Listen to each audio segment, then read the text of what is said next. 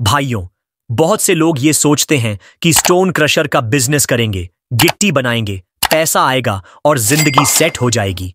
लेकिन जो लोग जमीन से जुड़े हैं वो जानते हैं कि ये कोई मिठाई की दुकान नहीं है। ये एक पूरा सिस्टम है, एक चक्रव्यूह है और इसमें उतरने से पहले बहुत कुछ जानना जरूरी है।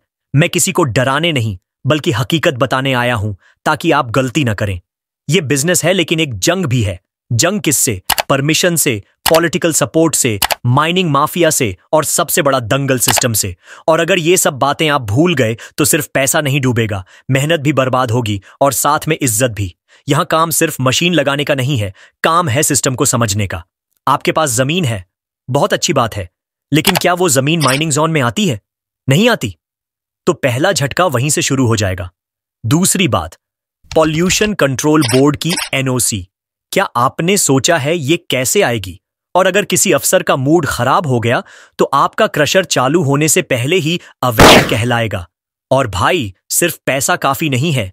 इस बिजनेस में सबसे पहला कदम होता है पॉलिटिकल सेटअप, जिसके बिना यहां पत्थर भी नहीं हिलता। और मैं ये सब हवा में नहीं बोल रहा, ये वो बातें हैं जो मैंने जमीन पर चलकर सीखी हैं और आज आपके साथ बांट रहा हूं, इज्जत के साथ, सच्चाई के साथ। देखो भाई, स्टोन क्रशर बिजनेस कोई बच्चों का खेल नहीं है। इसमें जमीन, मशीन, परमिशन, एनओसी, फाइलें, दस्तावेज और सरकारी चक्कर सब कुछ शामिल है। और यहीं 90% लोग फेल हो जाते हैं।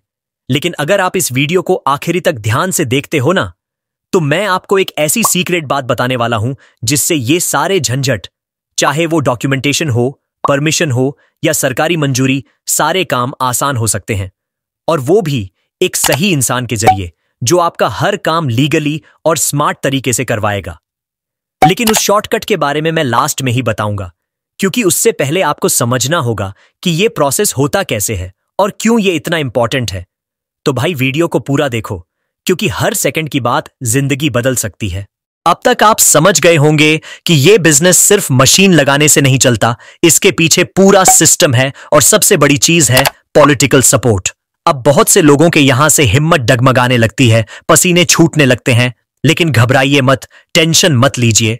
हम हर चीज का हल बताएंगे, एक एक स्टेप आपके सामने रखेंगे।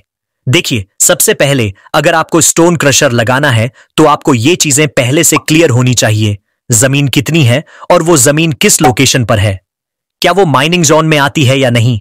अगर नहीं आती तो काम वहीं से फंस जाएगा। जमीन के पेपर पूरे हों, नक्शा तैयार हो और आपकी लोकेशन में आसपास कोई हाउसिंग एरिया, स्कूल, मंदिर या कोई नो पॉल्यूशन जोन नहीं होना चाहिए, वरना एनओसी मिलना मुश्किल हो जाएगा। अब बात आती है परमिशन की। तो भाई, सबसे पहली परमिशन होती है माइनिंग डिपार्टमेंट से लीज लेने की, फिर पॉल्यूशन कंट्रोल बोर्ड की एनओसी, फिर ग्राम पंचायत या नगर पालिका की परमिशन, फिर जिले के कलेक्टर ऑफिस से अप्रूवल। और ये सब तभी आसान होगा जब आपकी लोकल पॉलिटिकल पकड़ मजबूत होगी या फिर कोई अच्छा कानूनी कंसल्टेंट साथ होगा। बिना सपोर्ट के फाइलें घूमती रहेंगी लेकिन मंजूरी नहीं मिलेगी। अब एनओसी को थोड़ा और साफ साफ समझ लो। एनओसी मतलब नो ऑब्जेक्शन सर्टिफिकेट, और ये आपको पोल्यूशन कंट्रोल बोर्ड से लेना होता है। वो ये देखता है कि आपकी मशीनों से धूल कितनी उड़ रही है, आप उस धूल को कंट्रोल करने के लिए क्या कर रहे हो, आपके पास डस्ट कलेक्शन सिस्टम है या नहीं, पानी का छिड़काव होता है या नहीं, आसपास के लोग परेशान तो नहीं होंगे। इसके लिए आपको उनके पोर्टल पर जाकर रजिस्ट्रेशन करना होता है, सारे डॉक्यूमेंट अपलोड करने होते हैं और फिर उनका अधिकारी आपकी साइट पर विजिट करता है। अगर सब कुछ क्लियर पाया गया तो आपको एनओसी मिल जाती है। बिना इसके आप बिजनेस शुरू नहीं कर सकते और अगर चालू कर भी लिया तो कभी भी नोटिस आ सकता है। अब बात करते हैं मशीनरी की। स्टोन क्रशर लगाने के लिए कम से कम एक primary crusher, 1 secondary crusher, 1 vibrating screen, belt conveyor और डस्ट कलेक्शन सिस्टम चाहिए। इन सब का सेटअप लगभग 40 लाख से शुरू होकर 80 लाख तक जा सकता है। मशीन की क्वालिटी और आउटपुट पर डिपेंड करता है। अब सवाल आता है, पैसा कहां से आएगा? तो भाई, अगर आपके पास खुद की पूंजी है तो बढ़िया है, नहीं तो आप बैंक से पीएमईजीपी या एमएसएमई लोन स्कीम के तहत लोन ले सकते हैं। बस एक proper DPR, detailed project report तैयार करवानी होगी। अब ऑपरेशन की बात। क्रशर चालू होने के बाद सबसे जरूरी होता है रॉ मटेरियल, यानी कि स्टोन ब्लास्टिंग से निकले बड़े पत्थर। इसके लिए आपको पास की क्वारीज से कॉन्ट्रैक्ट करना होगा या खुद की लीज लेनी पड़ेगी। उसके बाद लेबर, ड्राइवर, लोडर ऑपरेटर और ट्रक की व्यवस्था करनी होती है। अब भाई ध्यान दो, यह बिजनेस तभी चलेगा जब तुम्हारा प्रोडक्शन रेगुलर होगा और लोकल कॉन्ट्रैक्टर्स, बिल्डर्स या सप्लायर्स से पहले से डीलिंग बनी होगी। बिना मार्केटिंग के प्रोडक्शन भी बेकार है। और भाई आखिर में सबसे जरूरी बात, लीगल क्लियरेंस, डॉक्यूमेंटेशन और रिकॉर्ड क्लीन रखना। एक बार चालान कट गया या एनजीटी की रिपोर्ट आ गई तो बिजनेस में ताले लगने में टाइम नहीं लगेगा। अब देखो भाई, डॉक्यूमेंटेशन मतलब सिर्फ कागज नहीं होता, यह आपके बिजनेस का आधार होता है। अगर ये पूरे नहीं हुए तो कभी भी कोई भी विभाग वाला आकर आपके क्रशर को बंद करवा सकता है। तो सबसे पहले बात करते हैं किन डॉक्यूमेंट्स की जरूरत पड़ेगी। वेन, जमीन के कागजात। आपके पास जिस जगह स्टोन क्रशर लगाना है उस जमीन के मालिकाना हक के पूरे पेपर होने चाहिए।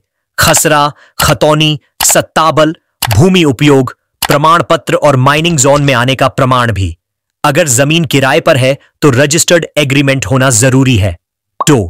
Mining lease documents. अगर आपने किसी क्वारी से लीज ली है तो उसका कॉन्ट्रैक्ट होना चाहिए। उसमें लिखा होना चाहिए कि आप वहां से स्टोन मटेरियल उठा सकते हो। 3. NOC, pollution control board. इसके लिए एक प्रॉपर एप्लीकेशन देना होता है जिसमें मशीनरी की details, location map, dust control system की जानकारी और पानी की सप्लाई का जिक्र होता है।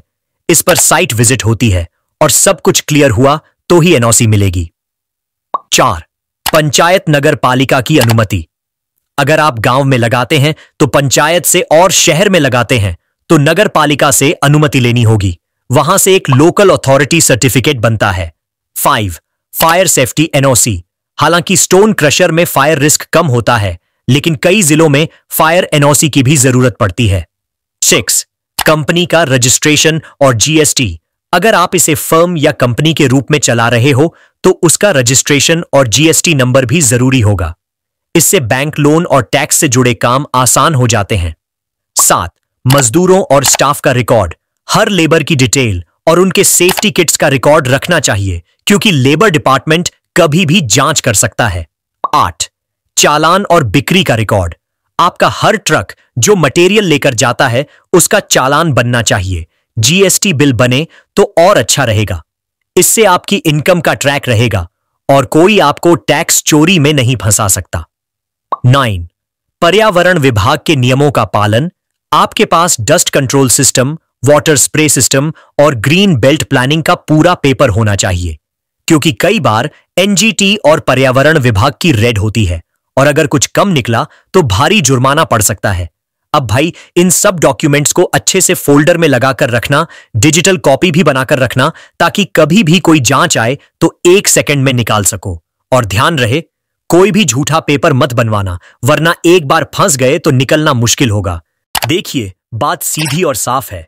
स्टोन क्रशर बिजनेस में अगर आपने मार्केट नहीं बनाया, अगर आपके पास पहले से कॉन्टैक्ट्स नहीं है, तो लाखों रुपए की मशीनें लगाकर भी आप बस घाटे में रहेंगे। यह बिजनेस प्रोडक्शन से नहीं, डीलिंग और सप्लाई से चलता है। मान लो आपने करोड़ों रुपए खर्च करके एक बढ़िया क्रशर प्लांट लगा भी लिया, मशीनें चालू हो गईं, प्रोडक्शन शुरू हो गया, लेकिन सवाल यह है कि अब जो पत्थर का माल तैयार हुआ है वो खरीदेगा कौन? यही है असली चुनौती। मार्केटिंग और नेटवर्क सबसे बड़ी कुंजी है इस बिजनेस की। सबसे पहले तो आपको यह समझना होगा कि स्टोन क्रशर से जो प्रोडक्ट निकलता है, जैसे 10 mm, 20 mm, जीएसबी, डस्ट, इन सब की डिमांड कहां है?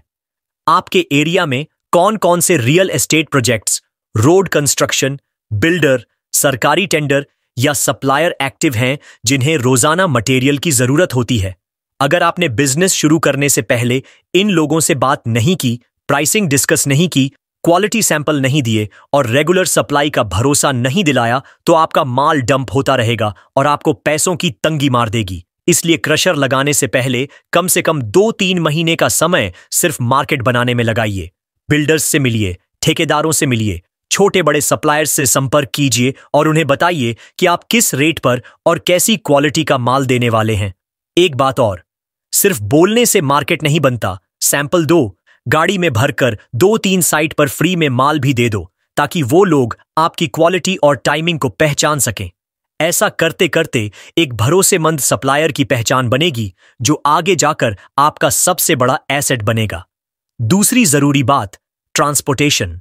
क्रशर प्लांट से साइट तक माल पहुंचाने के लिए खुद की या पार्टनरशिप में ट्रक की व्यवस्था होनी चाहिए। तीसरी बात, पेमेंट साइकिल। बहुत से कस्टमर उधारी पर काम करते हैं, तो पहले से तय कर लो कि कितने दिन में पेमेंट मिलेगा और डील पेपर पर होनी चाहिए, वरना प्रोडक्शन भी होगा, डिलीवरी भी होगी, लेकिन पैसा अटका रहेगा। और हां, सिर्फ लोकल सप्लाई से काम नहीं चलेगा, आपको आसपास के 100-150 किमी के रेडियस में भी कस्टमर्स की खोज करनी होगी। इसके लिए आपको कुछ लोकल एजेंट्स या डीलर्स से टाई अप करना होगा जो आपके माल को आगे बेच सकें। अब एक और जरूरी बात, मार्केटिंग। सोशल मीडिया से लेकर व्हाट्सएप ग्रुप तक जहां भी कंस्ट्रक्शन से जुड़े लोग हैं, वहां आपकी उपस्थिति होनी चाहिए। एक सिंपल वीडियो बनाओ जिसमें आपके प्लांट की फुटेज, मशीनरी, क्वालिटी टेस्ट और सप्लाई की डिटेल्स हों और उसे डिस्ट्रीब्यूट करो। आखिरी और सबसे अहम बात, इस बिजनेस में प्रॉफिट तभी है जब रेगुलर सेल हो, और रेगुलर सेल तभी होगी जब रेगुलर कस्टमर होंगे, और वो तभी मिलेंगे जब आपका नेटवर्क, आपका नाम और आपकी डीलिंग दमदार होगी। इसलिए बिना मार्केट, बिना कस्टमर और बिना नेटवर्क के अगर आप सिर्फ मशीन लगाकर बैठ जाओगे तो वो मशीन आपको रिटर्न नहीं देगी। बिजनेस लगाने से पहले मार्केट बनाओ, तभी क्रशर चलेगा और आपको वो सफलता मिलेगी जिसका आपने सपना देखा है। अब खोलते हैं वह लास्ट सीक्रेट जिससे सारी झंझट का हल छुपा हुआ है। तो जब आप स्टोन क्रशर लगाने का सोचते हैं तो सबसे बड़ी मुश्किल क्या होती है? Documentation, permission, NOC, mining lease, pollution board की मंजूरी, ग्राम पंचायत की रजामंदी और सबसे बड़ी चीज, सरकारी दफ्तरों की भागदौड़। अब आप सोचते हो कि यार ये सब काम कोई और कर दे तो मैं मशीन और बिजनेस पर फोकस करूं। और यही सवाल सबसे ज्यादा पूछे जाते हैं। क्या कोई ऐसा आदमी होता है जो हमारे सारे डॉक्यूमेंट, परमिशन, मंजूरी सब कुछ करवा दे और बदले में कुछ कमीशन ले ले? तो सीधी बात यह है भाई, हां, ऐसा आदमी होता है, लेकिन हर शहर में नहीं, और मिल भी जाए तो भरोसेमंद होना सबसे जरूरी है। ऐसे लोगों को आप कंसल्टेंट या क्रशर सेटअप स्पेशलिस्ट कह सकते हो। ये लोग पहले से ही माइनिंग, क्रशर और इंडस्ट्रियल परमिशन के फील्ड में काम कर चुके होते हैं। ये लोग आपकी जमीन चेक करते हैं, लोकेशन सही है या नहीं बताते हैं, किस डिपार्टमेंट से किस तरह का एनओसी लेना है, ये पूरा सिस्टम जानते हैं। आप उन्हें सिर्फ जरूरी कागजात और फीस दो, बाकी सारा काम ये करते हैं। डीपीआर बनवाना, माइनिंग लीज लगवाना, पॉल्यूशन कंट्रोल से मंजूरी पंचायत और कलेक्टर ऑफिस के अप्रूवल, और अगर पॉलिटिकल सपोर्ट चाहिए तो वहां भी ये अपने लिंक से मदद कर देते हैं। लेकिन ध्यान दो, हर कोई ऐसा नहीं होता। बहुत से लोग सिर्फ पैसे लेकर गायब हो जाते हैं या आधे अधूरे काम करके छोड़ देते हैं। इसीलिए कभी भी किसी को पैसा देने से पहले उसके पुराने काम चेक करो, लोगों से पूछो, उसकी रिपोर्ट देखो और तभी डील करो। अब सवाल आता है, ये लोग मिलते कहां हैं? तो ये लोग अक्सर उन्हीं एरिया में मिलते हैं जहां पहले से स्टोन क्रशर या माइनिंग चल रही हो, जैसे मध्य प्रदेश में सिंगरौली, महाराष्ट्र में चंद्रपुर, राजस्थान में भरतपुर जैसे एरिया। आप वहां के लोकल कंसल्टेंट से मिलो, माइनिंग डिपार्टमेंट के आसपास पूछो, या फिर जो लोग पहले से क्रशर चला रहे हैं उनसे सीधा सवाल करो, भाई आपके डॉक्यूमेंट्स किसने करवाए थे? वही लोग सही रास्ता दिखा सकते हैं। आखिरी और सबसे जरूरी बात, अगर आपको ऐसा आदमी मिल गया जो वाकई सब काम कर दे तो भाई समझो आपकी 70% टेंशन वैसे ही खत्म हो गई। हां, उसका कमीशन थोड़ा ज्यादा हो सकता है, लेकिन जो सिर दर्द वो बचा देगा वो कमीशन से कहीं बड़ा फायदा है। दोस्तों, ये वीडियो कोई आम जानकारी नहीं थी, ये एक रियल ग्राउंड लेवल पॉइंट से भरा हुआ वीडियो था। इसीलिए मैं कहता हूं कि इसे एक बार नहीं, दोबारा जरूर देख लेना, ताकि हर बात अच्छी तरह दिमाग में बैठ जाए, क्योंकि ये वही बातें हैं जो असली दुनिया में काम आती हैं और जिनसे ही आपका बिजनेस चलेगा। अगर आपको वीडियो पसंद आया हो तो लाइक जरूर ठोको, कमेंट में बताओ कि अगला टॉपिक किस पर चाहिए, और चैनल को सब्सक्राइब कर लो, क्योंकि यहां हर बार बात होती है सीधे मुद्दे की, बिना घुमा फिरा के। मिलते हैं अगले धमाकेदार वीडियो में।